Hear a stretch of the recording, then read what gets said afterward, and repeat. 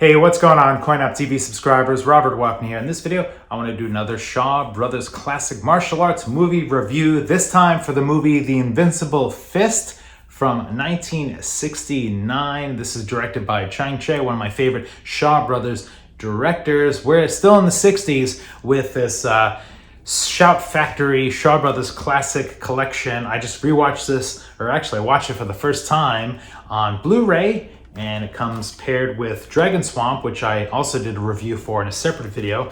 These come individually on the disc there, if you didn't know. They're just packed together. So it's been great. It's been great rewatching some of these, rewatching them or watching these for the first time, these Shaw Brothers movies. So I'm going to give my leverage score at the end of this video and talk a little bit about the movie and my impressions in this video very loosely. So here's the synopsis first from IMDb of The Invincible Fist.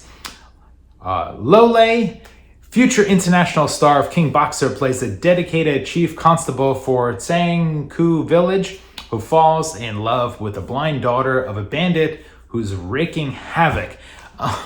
That is a pretty simplified synopsis there, but I would say that this movie dives a little deeper, and there's multiple characters, there's multiple strings of plot threads, villains and heroes kind of intertwining. That's a very simplified plot there, but let me expand a little more. So Lo Lieh, who I'm quickly becoming more and more of a bigger fan. I mean, back in the 70s with Shaw Brothers movies, I kind of got him as a little bit of a minor hero, but I kind of got to know him more as the villain, the Priest Pai Mei or whatever, the white hair and the golden armor skin. That's kind of like the Lo Lieh that I grew up with as a kid. So it's interesting seeing him in a movie where he's a hero and a sword, master of the sword, and some martial arts as well.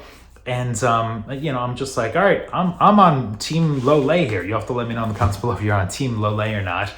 So we got Lo Lieh, who plays Master Tieh, I'm not sure if I'm pronouncing that correctly. David Chang, who plays Tieh Erh-lang.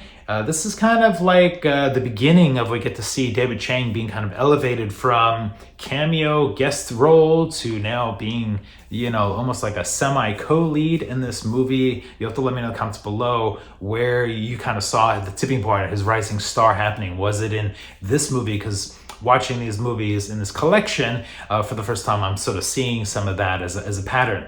My boy Feng is in this movie, and I've said this in other videos. I enjoy watching him on camera. Great screen presence and just look to him, and physical ability as well. So he plays Crippled Peng, so that was a joy to watch. Let's see, and we also get Mien Fang, who Mien Fang played by Mien Fang plays Ma Wai-Jia, the villain, and he does a great part as well. Sort of an older martial arts expert there, but he's got this little secret weapon that he uses on people to mess them up. So here's a little bit of my notes here. Lo Lieh tracks down Ma, whose clan ruthlessly murder and steal, as seen in the opening of the movie. And now this was a little confusing, the way the movie opened up here.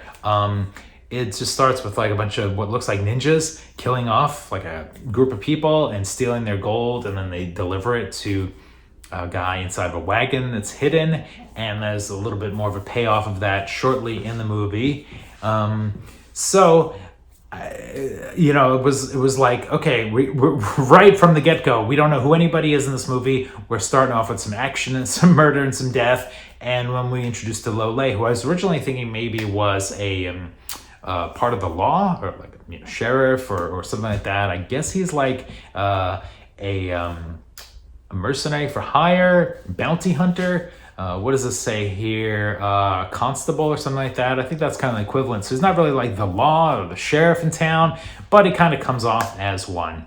Very good movie overall. Plenty of stylized action, fun, hidden, inventive weapons. If you like weapons in your movies, this one has a lot of them. They just keep every fight scene, there's a new crazy hidden weapon going on. A lot of intrigue, a lot of surprises, and even somewhat of a love story, although that really doesn't come to play until like the third act, although it is an interesting twist on things to see how things are going to sort of play out.